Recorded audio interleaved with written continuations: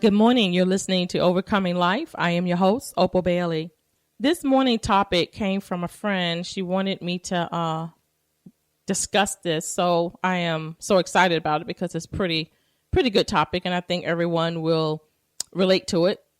The question is, should you know the position you play in a person's life, and does it matter? When I was thinking about the answer to this question, the first thing that came to mind was the scripture in Genesis 1 when God said he created man and then he created the woman. And the reason why God created the woman was because God saw that the man was alone.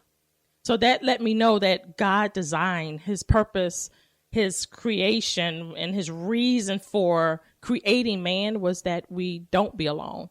Now, there are many roles that we can play in people's lives all day long. You can be a role model. You could be a coach. You can be a teacher, a business owner. You could be an employer, employee. You could be a friend. You could be a fiance. So we play various roles in everyone's life. But the main thing that I want to talk about is having a specific role means that that person, whoever that person may be, need to invite you into that role in their life.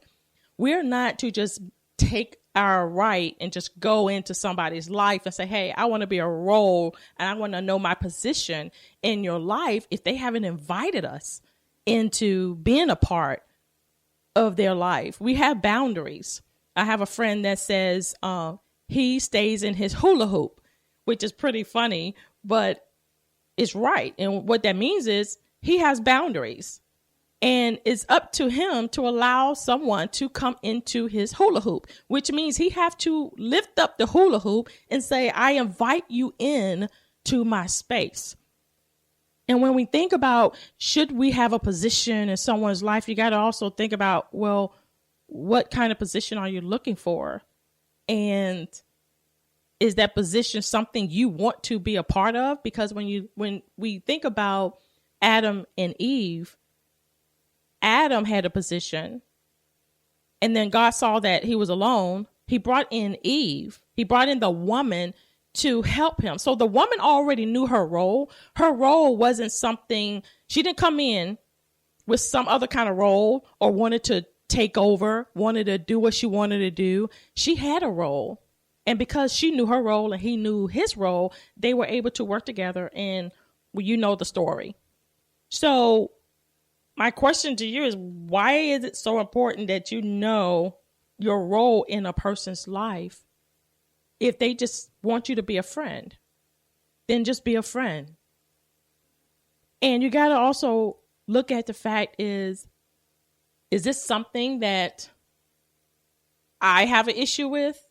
Is it something that I need to correct in my own life? Is it unmet expectations that I'm expecting people to do this because I'm doing this for them? If I'm a friend, or if I'm a best friend, if I'm always there, if I'm always calling, I'm always texting, Facebooking, and doing all these things, and I find they're not doing the same amount that I'm doing, then you got to look at the fact that why are you doing what you're doing? Because every person view each other's role in their life differently. I can say one of my friends is I could be a best friend to somebody. Well, then that same person can say, well, to me, you're a friend. And we have to look at the fact that that's their opinion. That's what they see. And I have to be okay with being a friend, even though I feel I am a best friend. And so we can't go and put our own expectations and our boundaries and our control, and we want to just dominate the whole topic, and we want to just dominate their lives and say, hey, I want to be a role in your life, and I need to know where I sit and where I'm standing and what place I'm in. Now, this is outside of relationship. Now, when you're in a relationship, you should know where you stand. You should know your role. You should know your position. If you're a boyfriend and girlfriend, if you're dating, if you're a fiance, that shouldn't be a question where you stand. And if it is a question, then it's because you haven't asked where I stand in our relationship. And most of the time when we're in relationships, we don't ask questions anyway. We just assume that it is what it is. But the moment you begin to ask the person that you are involved in, hey, where do I stand? That should be a acceptable question. That should be something that that person will consider valuable, that you even want to know. And you should be able to get the answer that you need. And know that you may not receive the answer that you want at the same time. So we have to make sure that when we want to know the roles we play in people's lives, you got to look at, why do I have to have a role? Why can't you just be a friend? Why can't you just be someone that they can call and talk to whenever they want to and be okay with that, if that's something you want to do? But another thing I want you to really think about is, how do you see yourself in the role you trying to be to someone else? Because when we go back to Eve knew her role. Eve knew her role. The woman knew her role. She knew what her purpose was. It was to be his helpmeet. She was created for that specific purpose. What role are you playing in the purpose that God has for your life? And out of that, God will present you with people who has a specific, destined, designed, created purpose for your life, so that you will not have to ask what it is I am in your life, or what place I have in your life, and what position I hold in your life. Because basically what you're saying is, I want to come in your life and I want to take over your life, and I just want to do what I want to do, and I want to say what you want to say, and you're going to treat me this way because I'm treating you this way. And when we have that mentality of control and unmet expectations, because something you're expecting you're not getting, then we feel that the other person is not responding to you. And therefore, we have to understand that our whole concept, our whole totality in relationship, it begins. It starts with God. We have to ask God what our role is. What is the role that God has for your life? And look to fulfill that role. And be a friend if it's a friend. You're in a relationship, then be in that relationship, but know your role.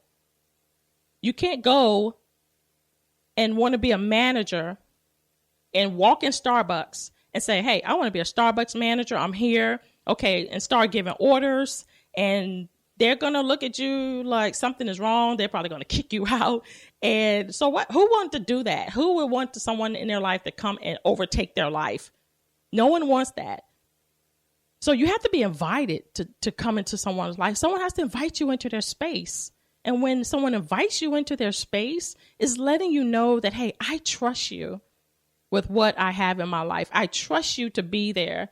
And you always got to think about, am I the friend that I want to be in my life? And if you're not the friend that you want someone to be in life, then you got to work on you being a friend. Because sometimes we think that friends is temporarily. And sometimes we do have people that comes in our life that is temporary. Some is longevity.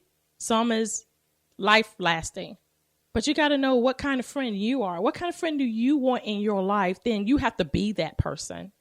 If you want someone that you can call at 3:00 in the morning and say, hey, I need an ear. Hey, can you come over? Then you have to be that person to that person, not conditional based on what you want or the way you feel like you should do it. The life lesson is, don't put too much on a person and let them be the one to choose the role you play, and accept people for who they are. This is Overcoming Life. I am your host, Opal Bailey. God bless.